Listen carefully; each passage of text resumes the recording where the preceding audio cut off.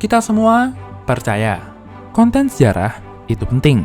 Tapi, untuk memproduksi lebih banyak konten sejarah, diperlukan dana yang tidak sedikit, baik untuk riset, ilustrator, biaya operasional, dan sebagainya. Beruntungnya, saat ini sudah ada platform apresiasi kreator Indonesia yang bernama Karya Karsa. Melalui Karya Karsa, kalian dapat mendukung kreator favorit kalian hanya dengan menggunakan GoPay maupun OVO. Sekarang, sudah ada beberapa orang yang mendukung Inspeksi Story.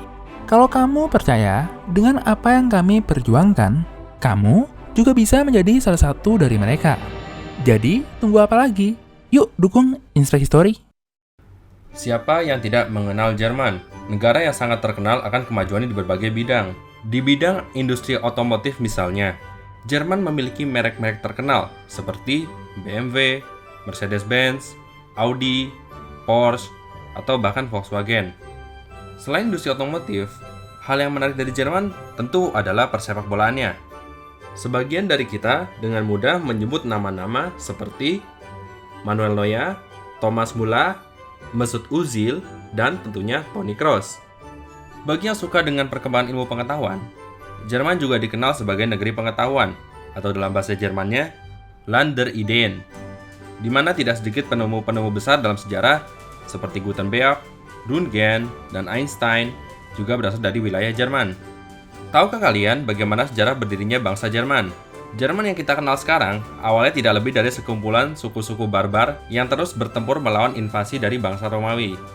Setelah kejatuhan Romawi Barat, suku-suku ini mulai membentuk negara-negara kecil yang kemudian dipersatukan untuk sementara waktu di bawah kepemimpinan Karl the Große, atau dalam bahasa Prancisnya Charlemagne, yang adalah kaisar pertama Kekaisaran Romawi Suci.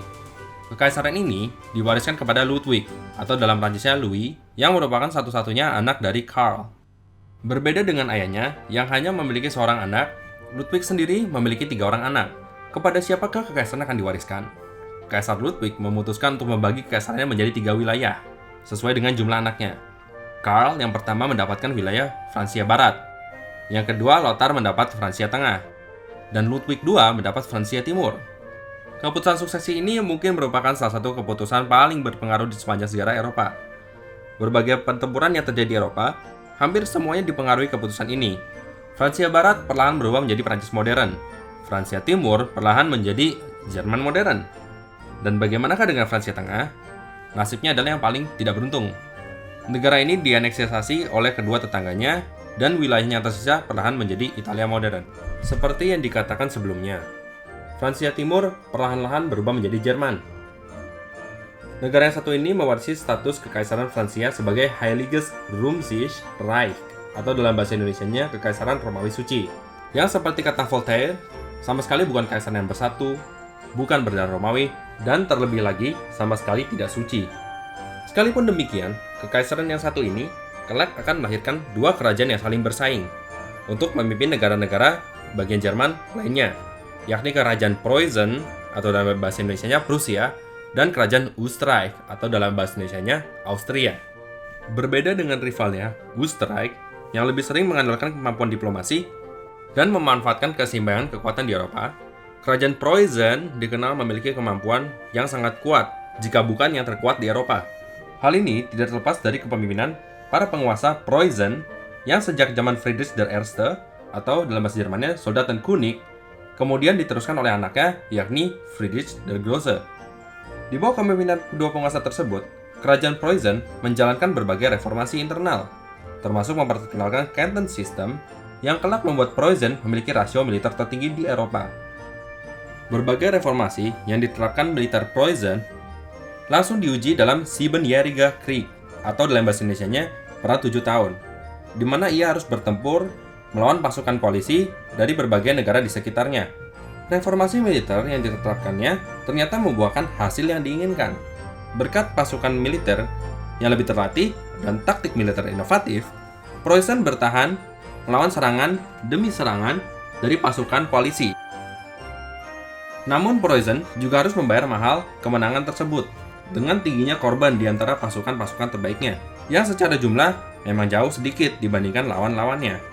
Sekalipun berhasil memenangkan Siebenjähriger Krieg, atau pernah 7 tahun, impian Preußen untuk memimpin Jerman sempat guncang oleh terjadinya revolusi Prancis yang memunculkan kepemimpinan Napoleon.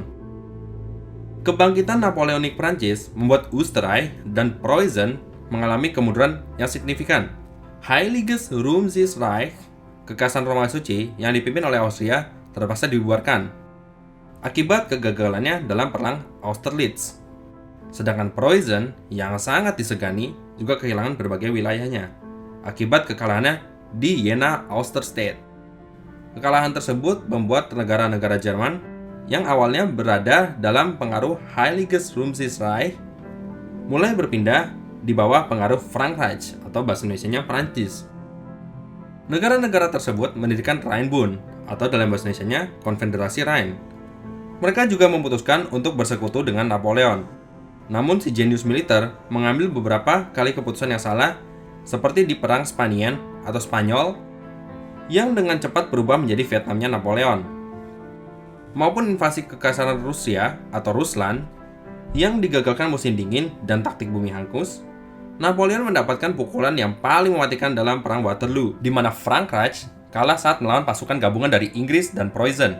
Tahun 1815 setelah kekalahan dari Napoleon, Deutscher Bund atau dalam bahasa Indonesianya Konfederasi Jerman dibentuk sebagai pengganti dari Rheinbund atau dalam bahasa Indonesianya Konfederasi Rhine. Baik Österreich maupun Preußen bergabung dalam Deutscher Bund. Keduanya menjadi kekuatan dominan yang saling bersaing memimpin Jerman. Pada tahun tersebut, seorang bayi dari pasangan Ferdinand von Bismarck dan Wilhelmine Mencken lahir dengan nama Otto Eduard Leopold von Bismarck, lalu disingkat menjadi Otto von Bismarck. Ia lahir pada tanggal 1 April 1815 sebagai anak keempat dari keluarga bangsawan pemilik tanah yang tinggal di Schönhausen yang terletak di barat daya Berlin. Karena keluarganya berasal dari keluarga bangsawan, dalam tanda petik mampu, tidak mengherankan jika Bismarck memperoleh pendidikan yang bergengsi di kota Berlin. Tahun 1832, Bismarck muda memutuskan untuk melanjutkan pendidikannya ke tingkat perguruan tinggi dengan menjadi seorang mahasiswa hukum di Universitas Göttingen. Selama di Göttingen, ia bersahabat dengan seorang murid dari Vereinigte Staten, yakni Amerika Serikat, yang bernama John Lothrop Motley. John menggambarkan Bismarck muda sebagai orang yang ceroboh, namun memiliki bakat dan berkarisma. Setelah belajar di perguruan tinggi, Bismarck pernah berkarir sebagai pengacara. Ia juga pernah terdaftar sebagai tentara Preußen sebelum kembali ke kampung halamannya di Schönhausen untuk mengurus tanah milik keluarganya.